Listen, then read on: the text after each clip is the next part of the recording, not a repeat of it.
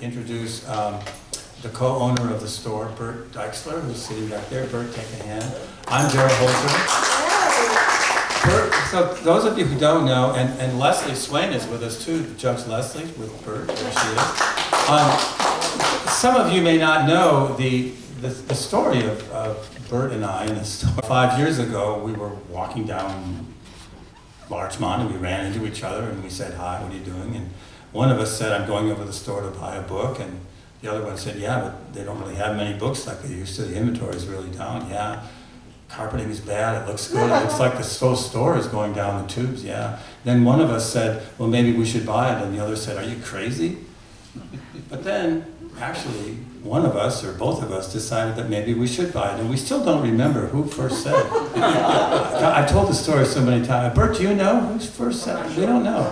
So we don't know. We have to plead the fifth. We don't know. So thank God you did. So we did buy the store, and we did all the things we needed to do to bring it back up to speed, which was not insignificant. That we were told at the time that the store owed $25,000, which wasn't exactly right, and we did put everything in order and put it all together. We have had, as in everybody else in the world, I guess, a difficult year with COVID. We also had a difficult year in the sense that we were across the street in a place that was that property was purchased by someone who needed to do all of that work that's going across the street, and we needed to find another place. So we did move across the street, and we had to think a lot about it. And we are here. We're very happy with our new space. We hope you like it. People seem to respond very positively to us, and that's been very good. We're very conscious of our role in the community. We know that independent bookstores can play a great role, and we want to do that. We're very close to the community. We hear a lot from the people that love our bookstore and love being here. We strongly encourage people to make sure that they purchase books here and keep us alive, keep us going. We think that we're kind of part of the intellectual infrastructure of Los Angeles, and we hope you feel the same. We're not like a bridge. We're not like the kind of thing that you can say this is a cost-benefit analysis of it, but we do think we play that role. So I want to thank you all for coming tonight to hear John and our presentation. For me, reading the first 2/3 of John's book from 1962 with Bob Dylan to 1973 with the Rolling Stones in Exile on Main Street was a little bit like re-walking through my own musical life during those same periods of time. And what we were seeing in the country with respect to changes in music and politics and culture. But John and I were born in the same year, so when John was in prep school back east, and I was in Minneapolis, John was taking a bus to Cambridge, Massachusetts to listen to people like Joan Baez and Tom Rush and Bob Dylan play at Club 47. I was in Minneapolis hitchhiking over to the Scholar Coffee House to listen to John Kerner and Dave Ray and Tony Glover. And these were the people who a year earlier had taught a young guy named Bob Zimmerman how to learn about Woody Guthrie and how to do folk music. So it was interesting. Our paths, John's and my paths crossed in sort of strange ways in this early period. John's lived an incredible life with six careers, and we're so glad, and his latest being an author, and this is his second book. We're so glad that he could join us. And John's going to start by talking doing a little reading from the book, and then I've got a few questions for him. Okay, thanks. So I'm going to just start from the kind of beginning of this story, and just to set the stage, I'd gotten out of high school and I was on my way to Princeton University. It's the summer of 1965, and I was a huge Bob Dylan fan, and I was determined to go to the Newport Folk Festival. And fortunately, my older brother knew a friend named Paul Clayton who was an ethnomusicologist who was close to Bob Dylan. And so he got me a backstage pass at Newport. And it introduced me to a band called the Jim Kweskin Jug Band, which was managed by a guy named Albert Grossman. And Albert Grossman also managed Bob Dylan, Peter, Paul and Mary, Odetta, most of the important people in the folk music business. So Albert hired me to be a weekend road manager for the Jug Band, and that's how this starts. Strapped to a Fender Stratocaster electric guitar, Bob Dylan launched into the opening chords of Maggie's Farm almost before the band was ready. The Newport Folk Festival of 1965 was going to close with a commotion. I had just turned 18 and was an apprentice road manager for Dylan's manager. The explosive moment launched me on a musical journey, one beyond anything I could have imagined at the time. I was standing in the stage wing, transfixed, 10 feet from the band. Mike Bloomfield, acting like band leader, brought his Butterfield Blues Band rhythm section, drummer Sam Lay and bassist Jerome Arnold, into some approximation of sync with Dylan's rhythm. Al Cooper, in a loud polka dot shirt, hunched over the Hammond organ and did his best to fill in the spaces, but it wasn't starting well. I ran out to the mixing booth in front of the stage where Peter Yarrow had commandeered the board. It was worse out front. In his nervousness, Bloomfield kept raising his guitar volume as now drowning out everything else. The first tune ended on a sour note, and there was only light applause from the audience. I gazed behind me, and a look of shock seemed to be the dominant motion in the 20,000 seats of blue work shirts and peasant blouses. The man in the tight pants, orange shirt, dark glasses, and black leather jacket was not their Bob Dylan. What was going on? A chorus of boos filled the air before Bob started his radio hit, Like a Rolling Stone. But by the end, the fans were still booing. Voices from the crowd called for their favorite tunes from the folk era. The band looked nervous, but without a word to the audience, Bob plunged into "It Takes a Lot to Laugh, It Takes a Train to Cry." The band found their groove, but when the tune ended, the booing got worse. Dylan turned to Bloomfield and said, "Let's split." To the surprise of the other musicians and the road crew, he unplugged his Fender and walked off the stage. Instantly, the crowd went silent. People started yelling at each other in the aisle. "Look what you did! He's gone, asshole!" Peter Yarrow bolted from the mixing console, and I followed him backstage. Dylan was sitting on the bottom steps of the stairway, heading up to the stage. He was clearly shaken, rubbing his eyes. Peter ran up to the stage and seized the microphone. "Hey, show Bobby that you love him. Let's get him back." The audience roared approval. Dylan sat still on the steps. The audience began to clap in rhythm. Dylan refused to budge. Peter appeared at the top of the stairs, pleading with him to return. Johnny Cash wandered out of the artist tent, holding an acoustic guitar. For a minute, he watched the triangular drama of Peter, Bob, and the crowd. He moved over to Bob and handed him the guitar. "Play them a song, son." Bob took the guitar and slowly walked up the 30 steps to the stage. When he appeared in the lone spotlight holding the acoustic guitar, the cheers from the audience were deafening. He leaned towards the microphone and, raising his harmonica holder, said, "Does anyone have a D harmonica?" Out of the crowd, 3 of Honer's finest sailed through the air onto the stage. Dylan danced out of the way and, grinning, picked up one and placed it in the holder. He started to strum the guitar and sing, "It's All Over Now, Baby Blue." When he finished the song, he rushed through Mr. Tambourine Man, then turned and without a word walked quietly off the stage. He had said his piece.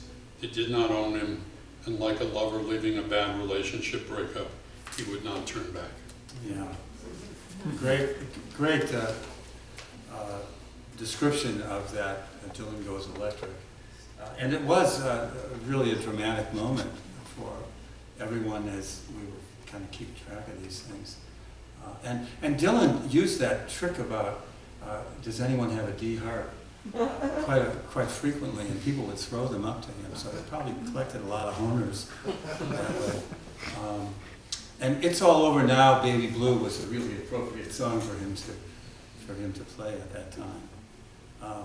So I think a good place to start, John, is really about this folk music scene. I mean, you and I were the same age, and I was really influenced by it, but why do you think you and I and so many other people were really influenced by this movement at this particular time?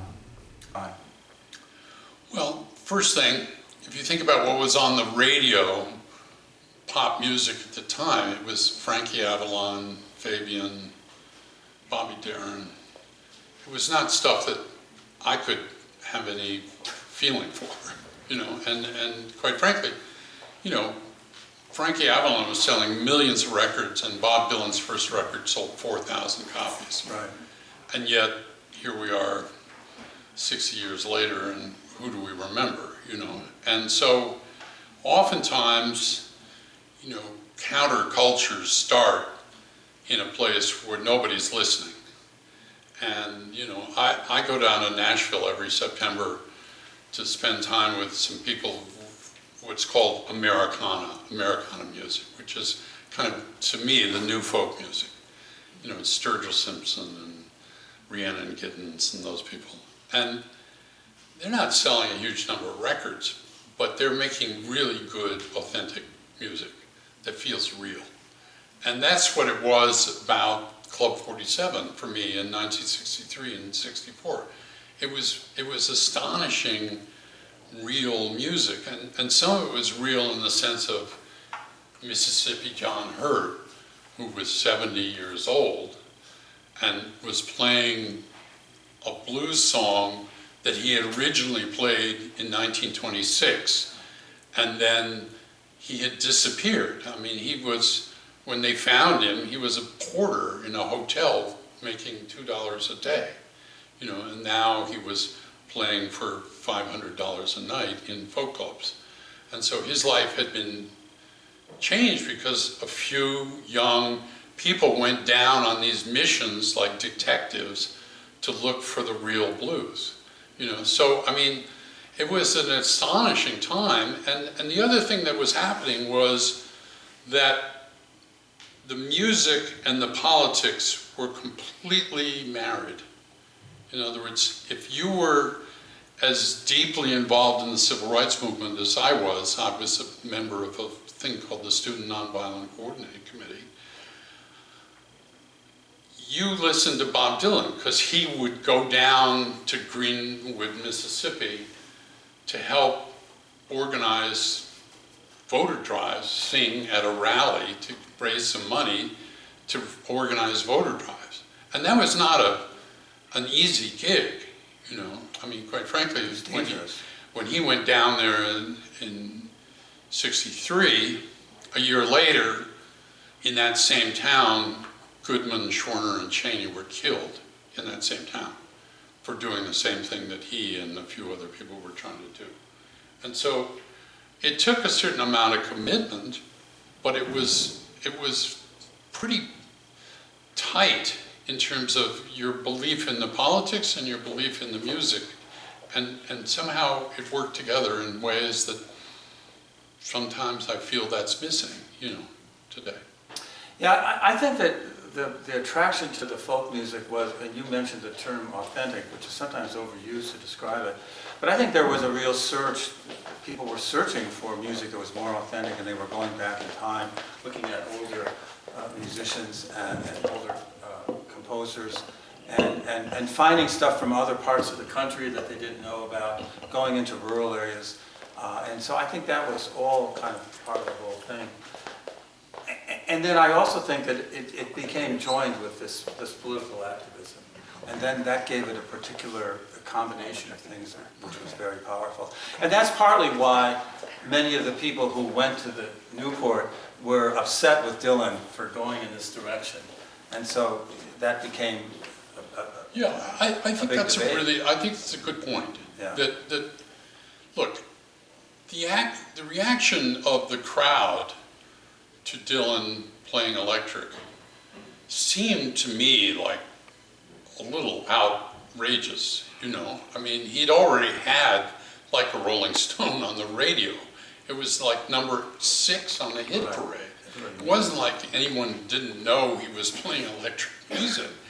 But these people believed that Bob was their poet of protest, and that that was his role, was to sing "The Times They Are Changing." And when he didn't want to sing that, that pissed them off. Yeah. But it wasn't just Newport Folk Festival, because as you know, as those of you who've read the book and those of you who haven't will find out, I went to work after I got out of Princeton for the band, right? And the band had been Bob's backup group. They were called Levon and the Hawks. And he hired them literally a month after Newport to be his permanent band. And they went around the world, not only all through the United States, but they went to England and Germany and France and Italy and Australia and wherever you can imagine, and they got booed everywhere for the same kind of thing. There's a recording you can buy of Dylan in Manchester in England, where you're hearing people yelling, "Judas, Judas," you know, and, you know, like that he had betrayed them. He had left them behind. And somehow this sense of ownership that they had for him, that their right to tell him what he should sing, was something that he didn't give a fig about. Right. And he had enough courage to say, "I love this music we're making." And if you listen to it now, what Dylan and the band were doing was amazing. I mean, fabulous, savage, pre-punk, whatever you can imagine, the music. And yet, it got rejected everywhere, and he didn't stop. He once told Robbie, he said, "Don't stop playing no matter what happens." Yeah. And people would come up on the stage and trying to unplug the instruments. And Robbie said he felt like his Telecaster was like he was battling them off with his guitar. You know, it's interesting, one of the things that you wrote really struck me, and you talked about the fact that when we were 18 years old, you and I, and we listened to some of Bob Dylan's lyrics, we were very much involved in the civil rights and that movement. But we didn't really know what he meant when he said in his song called "My Back Pages," but I was so much older then, I'm younger than that now. And I remember wondering, what the hell does he mean exactly? It didn't sound right. But you figured it out, and I think I figured it out later on. But how did you interpret it, John? So, you know, that's a line that I think a lot of young people today should think about too, you know? Because I was so much older then, I'm younger than that now, to me means, well, when I was 22, I thought I knew everything. I thought I understood exactly what the fuck the world was about. But now, I'm not so sure, you know, and so it's the kind of reverse of what you would think of wisdom and knowledge. It's like, and I find that myself, as you get older, you're not as, you know, just absolutely positive, you know, what the story is, you know, and, you know, partially part of our cultural problem right now is too many people think they know all the answers and they're telling people what they can and cannot say, and that's sad, you know.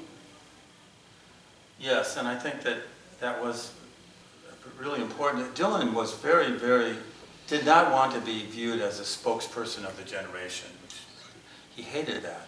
And the more you talked about it, the more he went the other way. Dylan was very, you know, if you look at these press conferences that he had, it was just awful. He was brutal. And he would talk about things about himself that was totally not true at all. Right.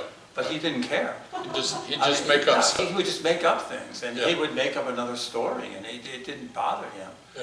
But, you know, he had transformed himself from Bobby Zimmerman into Bob Dylan, so Right. he already had done it once, and he knew how to do it. So, one of the, I thought it was interesting in your book, continuing a little bit about Dylan, but Dylan and the Beatles was kind of an interesting kind of thing, and you had personal experiences with these kinds of relationships. I thought when I first heard the Beatles, and the first, you know, what was that, I Want to Hold Your Hand, was the first, and when I first heard the first Bob Dylan album, which you referred to, the self-titled album, which only included 2 of Bob's only songs, the rest of it were other folk songs. But when I first thought of the first Beatles album and the first Dylan album, I would say those things are worlds apart. But after the Beatles and Dylan met, and I think they smoked dope together, but they did other things, I suppose. But the point is, I felt that although Dylan's music was changing, and I understood that, I could see that change, but the Beatles really took a Dylan-esque direction, Yeah. I think. Yeah. So, I mean, I think it's very interesting synthesis. So, Bob has a new song which you've all heard, which is Murder Most Foul, which is this long 20-minute song about the Kennedy assassination. And one of the lines is that the Beatles are coming, they're going to hold your hand. In other words, we were, you know, I mean, obviously, John Kennedy getting killed affected people of my age astonishingly hard. And I went to school with Jackie's half-brother. And so it was like really personal. And so we went into kind of a mourning period. So that happened in November '63. Yeah. And the Beatles showed up in February and went on the Ed Sullivan Show. And it was like the official end of the mourning period. Okay, you can enjoy yourself again, or you can have a feeling of joy. And Bob Newworth, who was the person who worked for Bob before I did, told me that Bob toured England in May of '64, and then there's that famous stuff from The film. that film that Pennybaker Don't did. Look Back. Yeah, and so the part that's not on film is, of course, that he had a suite in the Savoy Hotel, and if you've ever been in London, the Savoy Hotel looks out over the Thames River, and it's really beautiful kind of setting. And John Lennon used to come literally every night to smoke hash and play music. And if you think about the distance from I Want to Hold Your Hand, 1960, to Norwegian Wood, it's only like 14 months. And it's like a complete transformation of him as an artist. But on the other hand, the difference from Bob singing Times They Are Changing to like a Rolling Stone is a similar short period of time, and yet completely. I mean, he came back from London and started dressing like a Beatle. Everybody in the office, and what the fuck? He's got these peg pants and these. He used to dress like Woody Guthrie. These shoes with really high heels on them, and you know, he's got these ridiculous shirts of weird colors and stuff like that. So I mean. So there was a cross-pollinization there that went both ways, and they both learned from each other a lot. Yeah, it's really interesting. You mentioned Norwegian Wood, and it's really interesting because Bob Dylan's song "Fourth Time Around" essentially has the same melody. When she said, "Don't lie, your words just lied," I cried she was dead. So it's the same kind of melody, kind of a similar story, not exactly the same. Right. And the question is, which one came first? And Norwegian Wood actually came out earlier. So folk singers would say it doesn't matter, Yeah. right? In other words, Right. part of the tradition is you borrow Exactly. stuff from everybody's sharing. And that's Dylan's. You know, I mean, on the very first record he made, he does a song called Baby Let Me Follow You Down, and he starts telling the story that he learned this song from Eric von Schmidt. Right? And so that tradition of 2 a.m. in the morning, everybody trading songs and learning new tunes, that was part of the deal. And then, of course, Clayton told me that Bob blatantly took this tune from Don't Think Twice, It's All Right, from some old Appalachian tune that he had recorded from some people, you know. Well, Dylan always did that. I mean, he openly talks about it in his speech that he gave to the Mike Harris thing at the Grammy Museum. That's such a great speech. He gave a great speech, and he talked about it, and he said, and I can't even remember exactly what he said, but you know, he said, you can understand why I sang A Hard Rain's Gonna Fall, Right. Because I knew, and I can't remember the first one that he knew that he got that from, but it was very characteristic. Yeah. But this trading of songs was always part of the old movement. Right. One of the things that comes up in your book, John, with all your interactions with so many of these rock bands, is that the fragility of many of them. You know, they come and they rise to the top, and then they kind of collapse. And what George Harrison told you, I thought was a good quote. He said, "Bands are hard to keep going after the first magic years wear off, and it becomes a job." And I think maybe that is kind of the story. What do you think? But why is it that some bands like U2 and even the Stones are able to kind of keep going no matter what? Well, you know, I mean, I have a friend here in the audience who's been in a few bands, right? I mean, you think about the ego involved in creating stuff. I mean, can you imagine if Pablo Picasso was told he had to be in a band? You know, well, there are 4 other guys who can tell you that's not ready to paint. You know, I mean, you'd flip out. You wouldn't do it. So it's hard, you know, when you think you know what's going on, and you're just the drummer, sit down and shut up, you know. So how bands can keep together is hard. I mean, you know, I worked for George Harrison when I did the concert of Bangladesh, and at that point, the Beatles had basically fallen apart completely. And part of the reason was that John and Paul would only allow George 2 songs on any album. In other words, and when he finally did his own album, he did a double album. He had so many songs that he'd written that he'd never been able to record. So he had written those were long. Well, some of them he had written long before. Yeah, I didn't. But they had this rule that they got 8 songs and he got 2. Yeah, or they got 10 McCartney. songs and he got 2. And that was it. And so that was frustrating for him. And I always said to him, well, why can't you keep the Beatles together and still do your own solo stuff? And for some reason, you know, John was pissed at Paul, and it's all that stuff. But look, it's hard. Yeah. And the reason the Stones are together, money. I mean, let's be obvious. I mean, you know, Don Henley and Glenn Frey hated each other.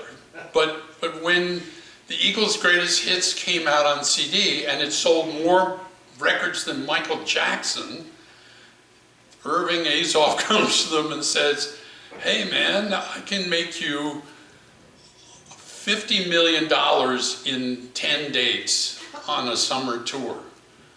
Are you gonna not do that?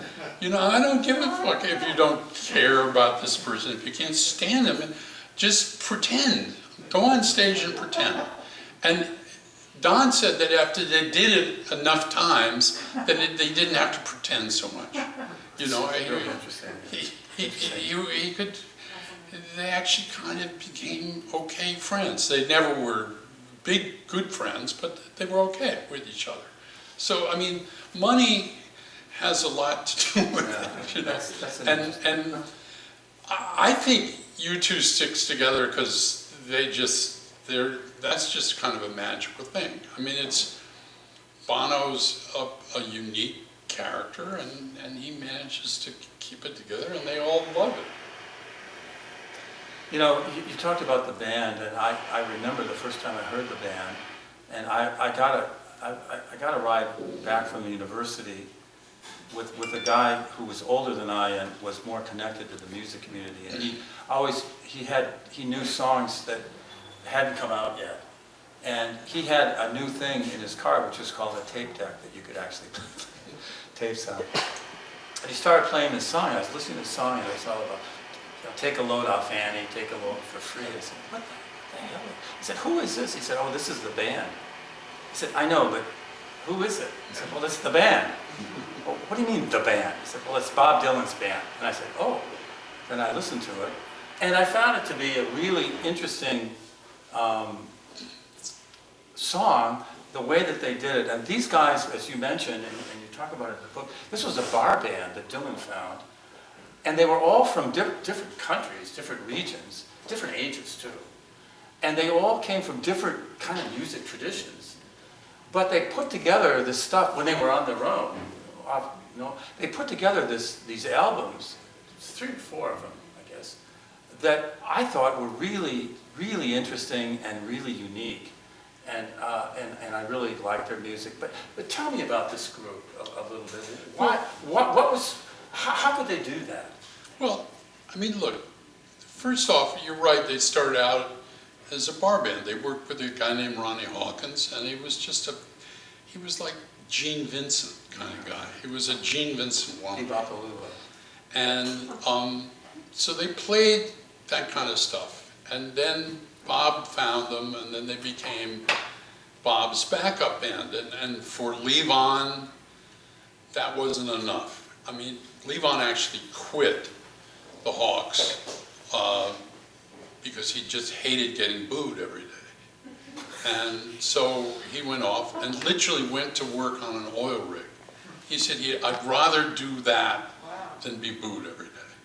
You know, and eventually, Bob had this accident, and the reasons behind that are, you know, fairly obvious. He told Robert Shelton from the New York Times that he'd been up for 3 days. Now, you're not up for 3 days just being a good old citizen.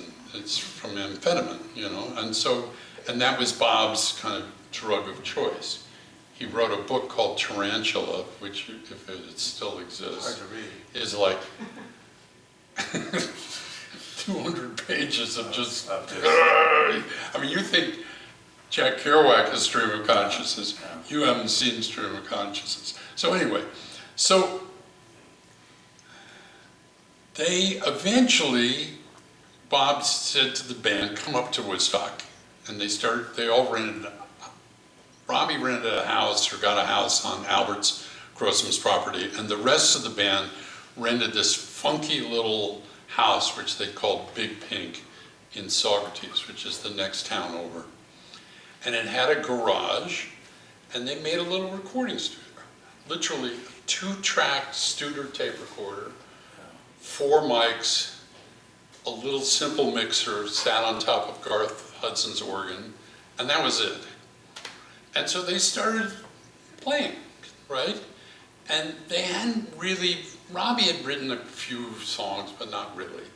But Bob said, well, I want to do that. So Albert Grossman said, well, look, you're not on the road to Dylan. You're not really recording. So the only way you can make money is sell publishing. Sell, you know, get people to cover your songs. And he says, everybody in the world wants to cover new Dylan songs. Yeah. The Byrds, Manfred Mann, all these people were just aching.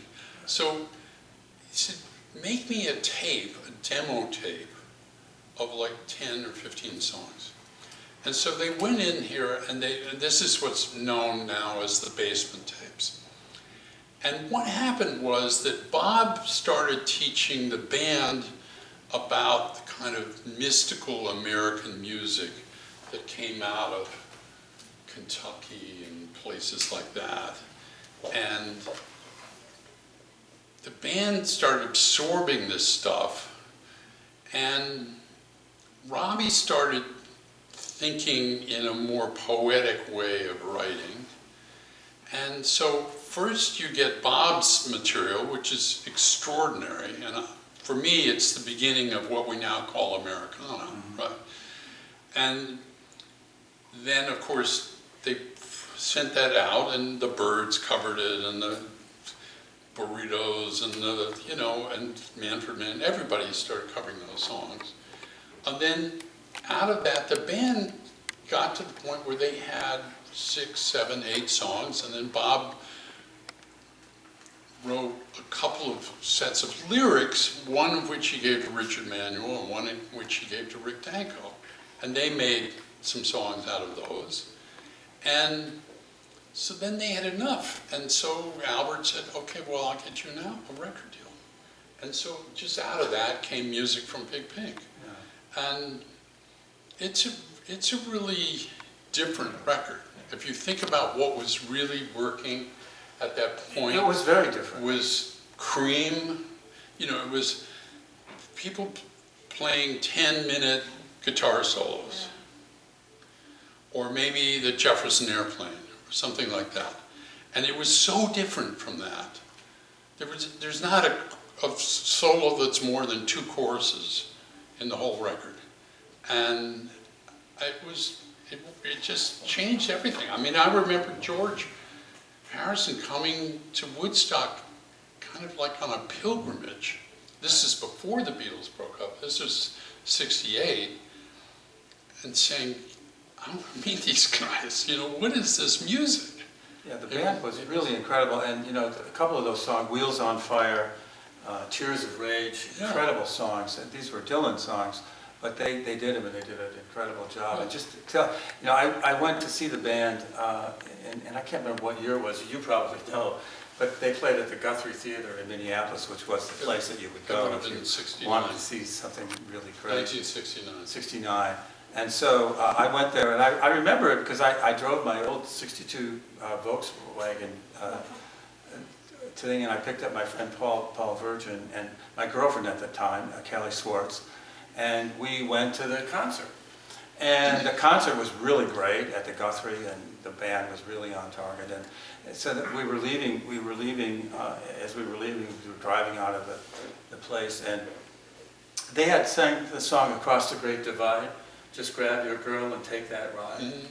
It's a great song about the Great Divide. And so Callie said to Paul and I, she said, where is the Great Divide? And Paul said, well, it's in Colorado.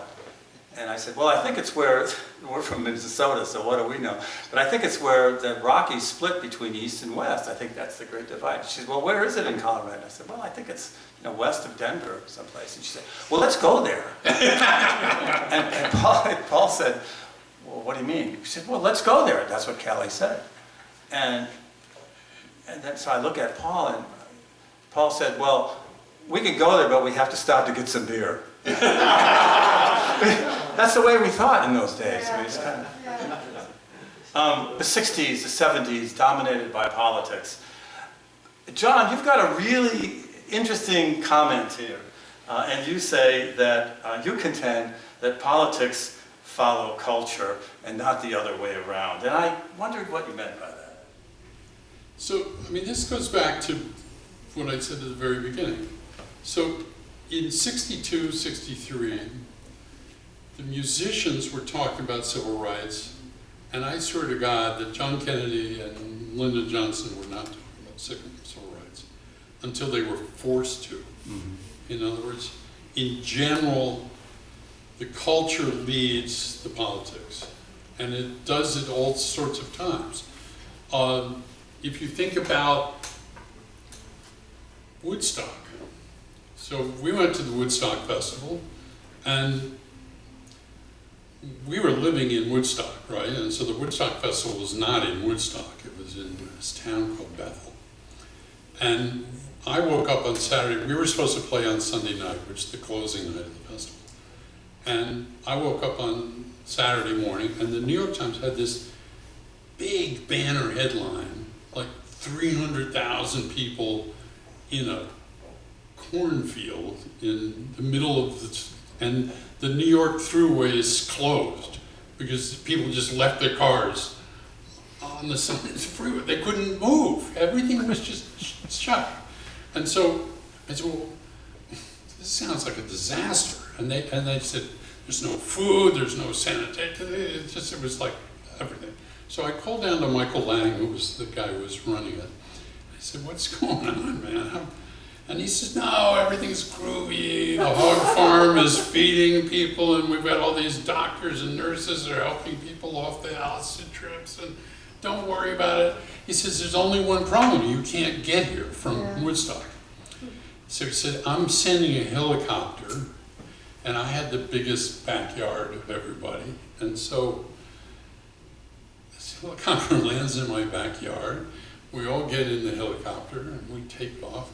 And like 20 minutes later, we come over this hill, and you look down below, and it's like a Cecil B. DeMille. It's like epic. I've never seen so many people in one place in my life. And it was like, what the fuck is going on here? And I think that had a profound effect on the country.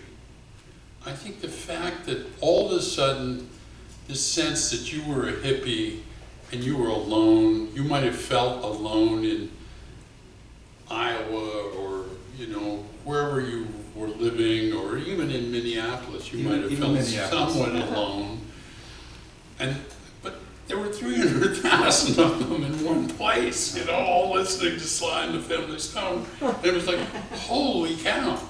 And so two things happened. One of which is that Madison Avenue grabbed that, that, oh my God.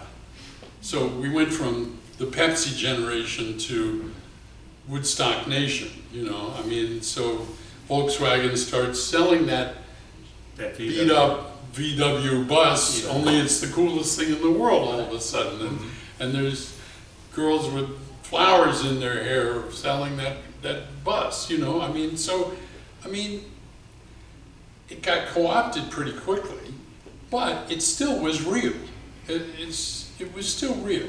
And there's a scene in the book where we're at a folk festival in Big Sur in 1967. And so it's Joan Baez's folk festival. It's called the Big Sur Folk Festival. And Joan Baez at that time was married to David Harris. And David Harris was the #1 draft resistor that the government wanted to put in jail. And he decided he was not going to go to Canada, he was not going to do anything, he was just going to go to jail. So he was scheduled to go to jail in like 2 or 3 months. And so he's there. We have this wonderful festival, and then they have a big dinner for all the artists. Joan asked David to give a speech. So here we are, David Crosby, Joni Mitchell, Stephen Stills, all these big artists there. And basically David Harris is saying, you gotta make a decision, man, just like me. You all gotta make a decision. Are you for this war or are you against it? And you gotta stand up. And David Crosby, who was a little stoned as usual, says, hey man, I do more good on the outside, writing songs and and doing that than I can going to jail. He says, that's just your choice. And it was like, holy cow, you're willing to say that? But that was true, and he probably did. I mean, he wrote, "For Dead in Ohio," and it was a pretty powerful protest song, and so I don't know. Well, the politics and the culture were so overlapping with each other, and they were also both evolving. I mean, culture was moving, but they were beginning to culture split. was called the counterculture. But they were beginning to split. Right, and you could see that in the you could see that in the movement. You could see that in people. We've talked about it a little bit before Yeah.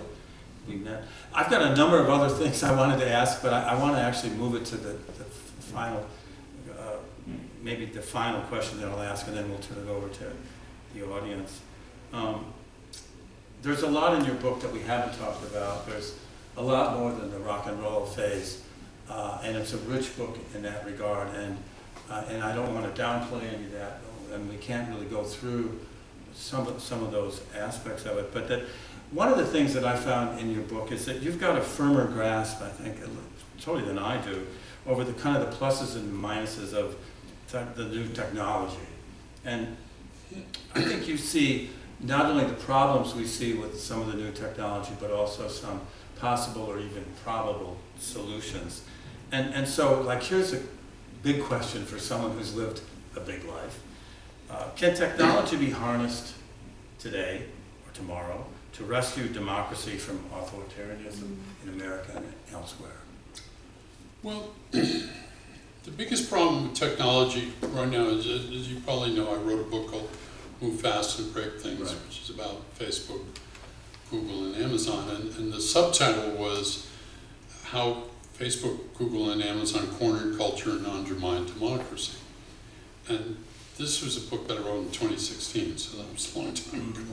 And at that time, nobody really was thinking about that. But I've thought recently that if Facebook had been around in 1955, we'd still have polio. And Exactly. that, to me, is the biggest problem. That's huge. That's the biggest problem.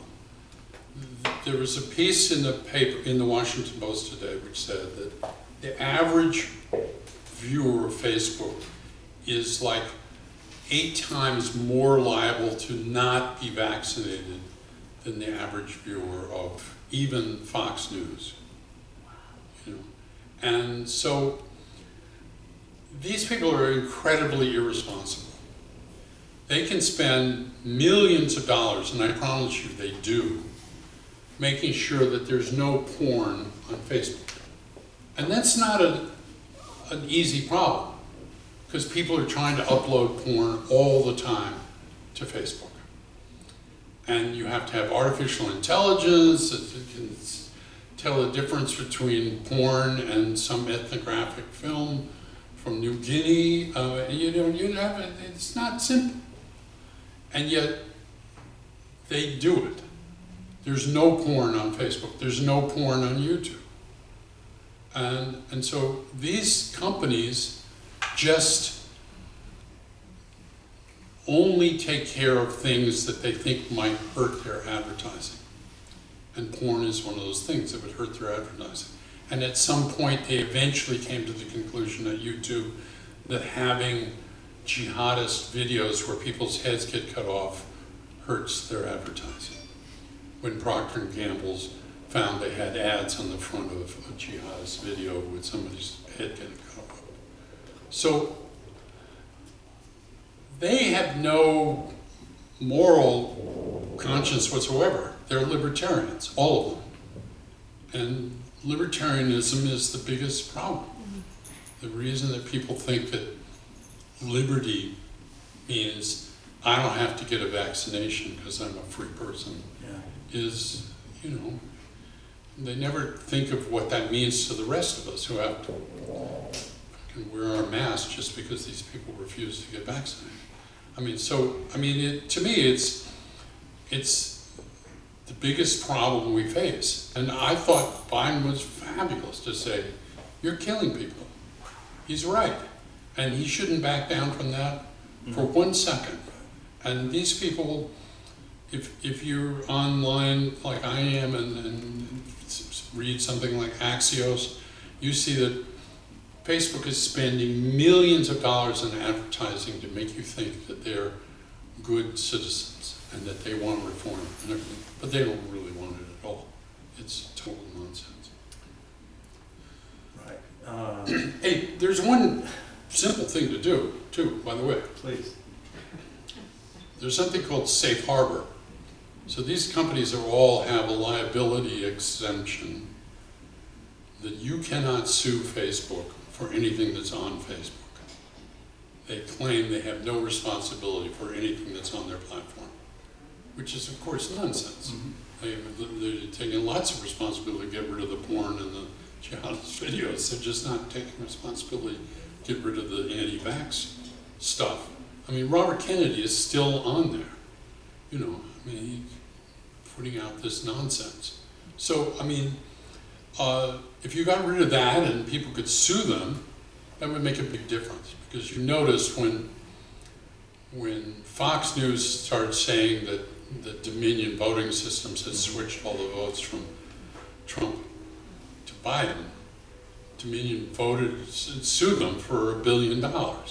And within 2 days, they had a complete disclaimer up saying, we're sorry, we made a mistake, we didn't mean that. And even I saw a Chiron the other day of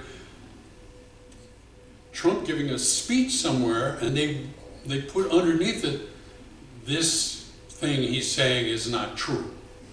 This is on Fox News, you know, about Dominion voting. So, I mean, I see you know,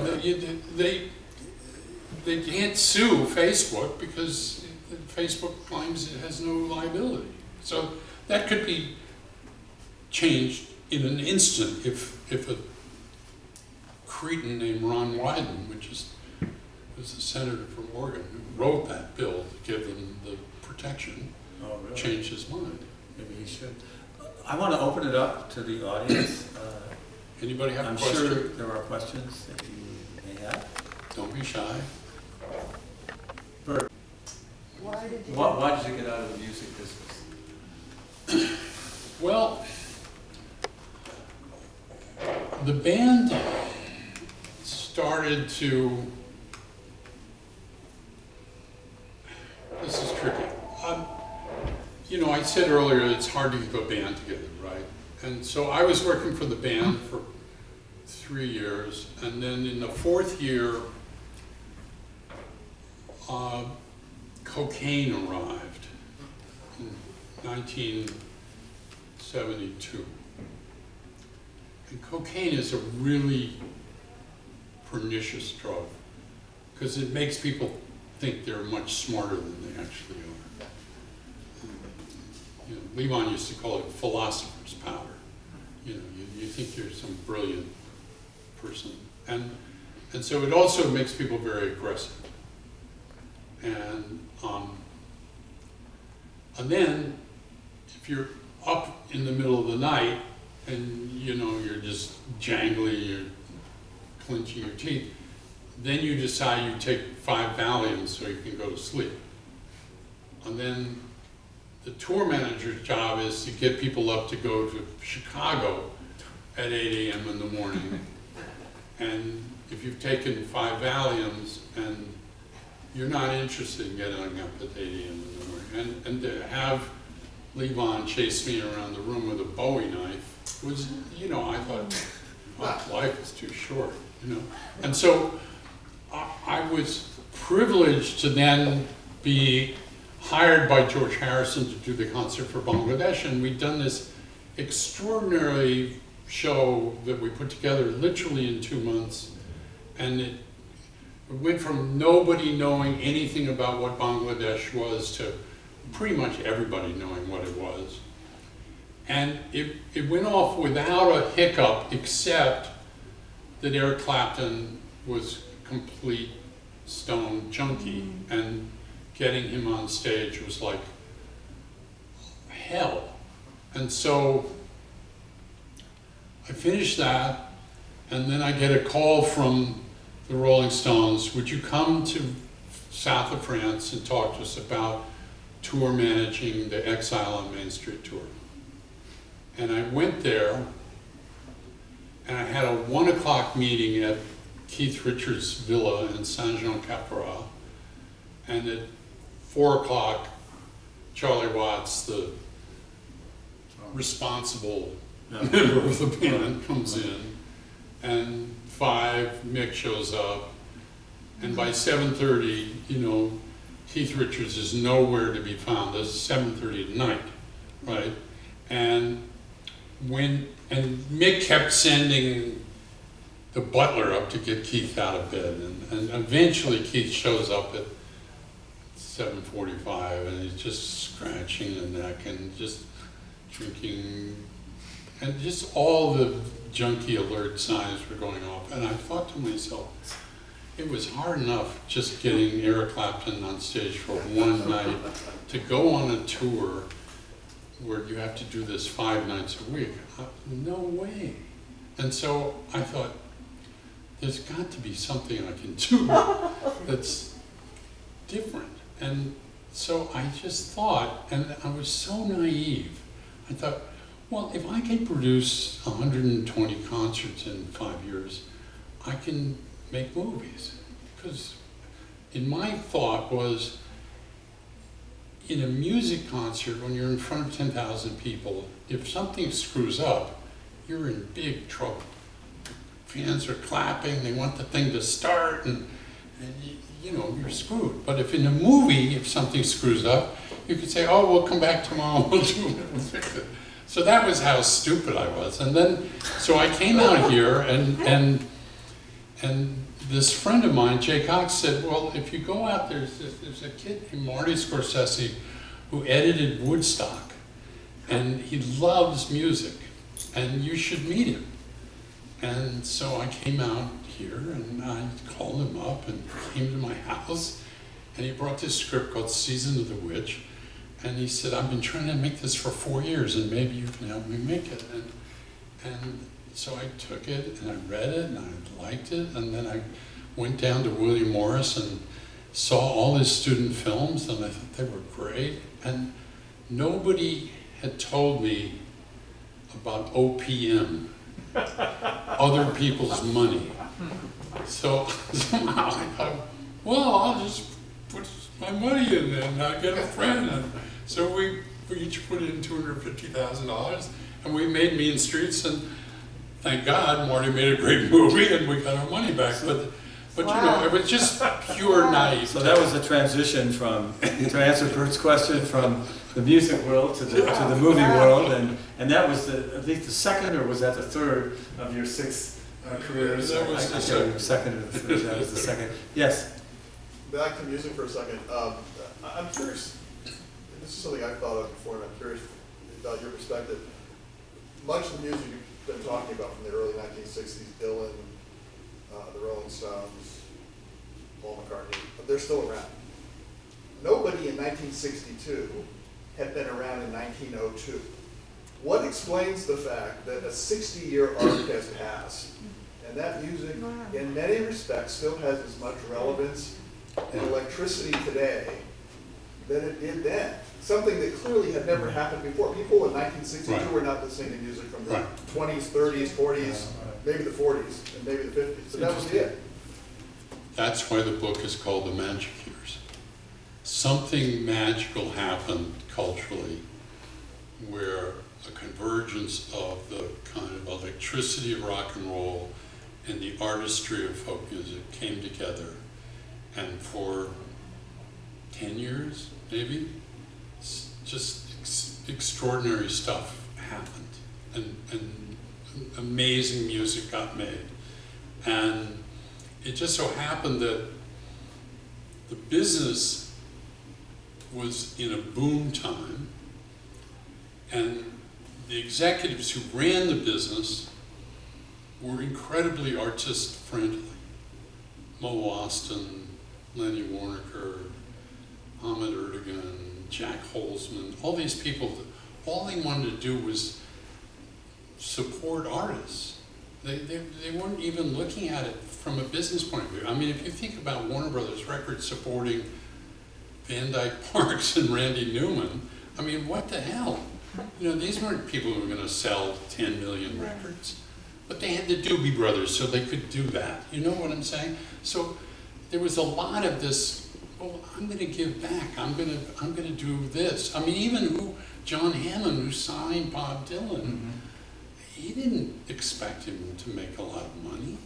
He just thought it was worthy, you know. And so, I mean, I don't know exactly what was the secret sauce, but partially it was the sense of freedom, and partially it was the sense of you can try anything. We'll support it. And you know, fortunately for me, the exact same thing happened in the movie business. When I got into making movies with Marty in '73, the movie companies were in total disarray. I mean, Sound of Music had come out in like 1970, and then all the movie companies thought, well, we'll make musicals. And they made some of the worst musicals that have ever been made in the world. There's a musical where Lee Marvin and Clint Eastwood sing. Oh my God. I promise you. And it's one of the worst movies ever made. And they made a bunch of them, and they cost a lot of money, and all the studios. Fox went so bankrupt that it had to sell off the back lot to make Century City in order to make the payroll. And so all of a sudden, if you were a kid, a film student, and you could make a movie for $500,000, or make Easy Rider for $600,000, or make American Graffiti for $750,000, or Terry Malick's first film, you know, I mean, you could get inside the gates. They allowed you inside the studios. And that was like unique. And that didn't last that long. You know, it lasted till about George Lucas made Star Wars, and then everybody wanted to make Star Wars. And that was it. But Five Easy Pieces and Last Picture Show, and just, I mean, one after another, just extraordinary movies that were made, and none of them cost a lot of money. I mean, really. I mean, I don't think a single movie that BBS made cost more than $1 million. And that was this unique, cool time where everybody was kind of okay with that. It's pretty cool. Any other questions? I'm curious, John, in what domain do you see that happening today? I mean, in other words, the human spirit must express itself no matter what. Well, you know, Right. it's interesting. I mean, I would say that the big cultural domain right now is no longer music. And I would argue that it's kind of dramatic TV, you know, TV series. Yeah. You know, and so on one level, I worry about it because, you know, when I think about that post 9/11 TV universe, I think of The Sopranos, Mad Men, Breaking Bad, Succession, you know, and all of them are united by one thing, which is they're about terrible people doing terrible things in a corrupt world. In other words, they're very dystopian and they're very nihilistic. And then I see Ted Lasso and he's doing really well, and I think, well, wait a minute, maybe something is changing, you know, because that's the opposite of that. You know, it's about a decent person trying to be decent. And so, I don't know, I mean, Succession is still on and it's still filled with horrible people doing horrible things, you know, and maybe, you know, maybe there's a battle for the soul of television as to what survives. But, you know, clearly the music business is not the core mover of the culture. You know, I noted that in last summer and last fall, in both Black Lives Matter and also in the run-up to the election and you know, getting people to vote, that LeBron James was much more vocal than Jay-Z was. Mm-hmm. And I thought, okay, well, how is that happening? Well, LeBron James is kind of untouchable. Nobody's going to tell him just shut up and dribble, you know. And even Jay-Z probably feels he has to be careful with the powers that be, you know. And so I don't know how this happens. And of course, I don't think when Bob Dylan went to Mississippi in 1963, he certainly didn't have anybody telling him, well, you can't do that or it'll ruin your career. He didn't have a career. He just did it because he felt like it. Yeah. Go ahead. Just a quick question on SNCC. SNCC, When you were part of that, was that when Lewis was running it, or were you? Yeah, Bob Moses, who just died Just died. 2 days ago, and John Lewis were running. Right. So it's And I will before tell you Carmichael. The first that opening. it was the most welcoming thing for young white students you can imagine. I mean, it was very multiracial. So by the time it got to me, you couldn't be in SNCC. Yeah, it No, changed. no, Stokely Carmichael You took couldn't. over from John Lewis. And He kicked John Lewis and Bob Moses out. And then the first thing he did was say, okay, all the white kids gotta get out. so it was all about, you go over there and be SDS. And Yeah, and I had no interest in being in SDS. It became black nationalist. Yeah. And so if you were a white person and I was in the civil rights, and then you had to kind of decide what you were going to do. I mean, I was in SDS, but that was the place to kind of to go. Because I experienced it in music, so it just, it wasn't possible to be in a black band singing rhythm and blues anymore. So it just stopped. Yeah. Right. Although the oldest stuff, Right. like the Del Vikings had, Right. a lot of the early ones coming out of World War II Yeah. were actually whites and blacks. Many of them had been in the service together. You know, the best example of that is Booker T and the MGs out of Memphis. So Yeah, that, totally. that was great music and great stuff. The Del Vikings. Duck Gun. So under Lewis, it just felt totally different. Yeah, totally. It was a new thing too. Hey, listen, if anybody wants me to sign their book, I'm happy. Yeah, well, I wanted to do that, and I wanted to actually, let's time out for a second. John, thanks for a great talk today. And I really found it interesting. I was glad to be able to be in conversation with you, and there's an awful lot to talk about. It was great. We do want to sell books here. We do want them signed. And I don't know if I'm violating protocol, but if you'd like to take your masks down and say hello or goodbye to everyone, or say hello to John, you're welcome to do that. But can you sign mine, Jack? Yeah, of course. There you go.